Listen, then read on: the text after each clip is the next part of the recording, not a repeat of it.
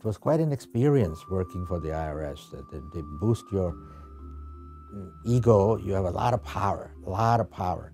And then I realized might as well just go outside, utilize that experience, and help the people on the outside.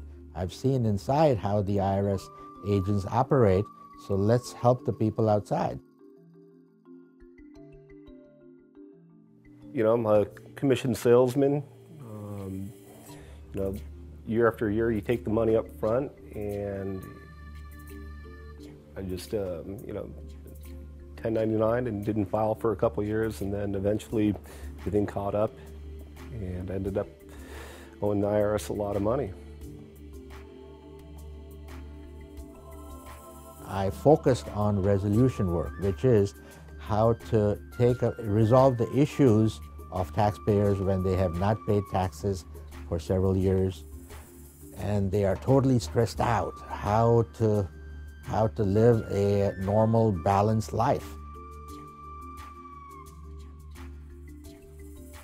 I think the biggest thing, going back to what I said earlier, is the unknowing, that you don't know. You know that you owe for the taxes, you know the dollar amount, you know the penalties, and you know that you don't have it.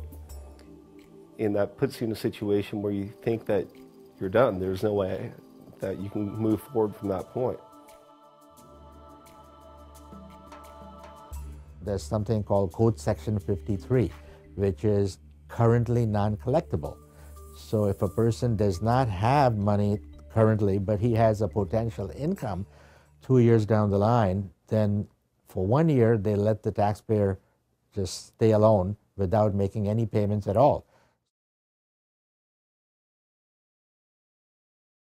Yeah, I mean, I've used another guy. I've had a guy from, saying, "Hey, come up with $1,000 by the end of today, and I'll make a phone call for you." Yeah, I mean, that's not, that's simply giving the guy $1,000 and your problems are still there.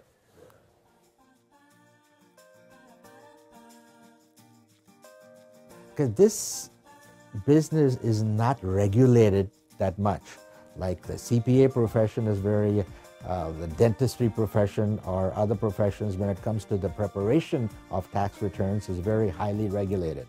We cannot put words in a client's mouth. They have to tell us what the deductions are. But this profession of resolution work, the regulations are not there, so you don't have to be licensed. Anybody can do resolution work. There's no license required, and there are no standards that they have to follow.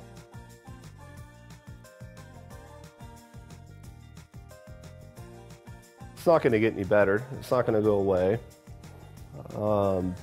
Your life's not going to get any better. You're still going to have the same problems when you wake up in the morning. In fact, they're going to be worse. Eventually, you're going to have to do something about it. Either that, or you're going to drop off the face of the planet. I mean, you can only go so far down.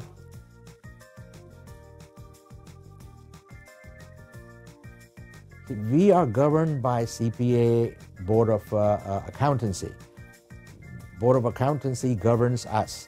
We cannot take a deposit from a client if we feel that nothing can be done. Only if we feel that we can help the client, we are convinced we can help the client, we take the deposit. And if we do not produce any results and the client is unhappy, we have to refund the deposit back to the client.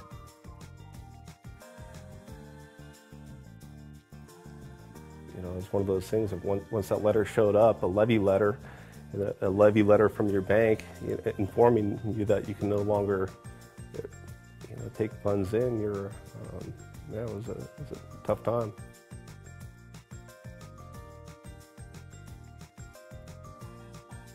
A lot of people get into this business. They take deposits and advances from clients and then get lost. One day the client comes in, there's no furniture, everybody's gone. So the regulation is lacking.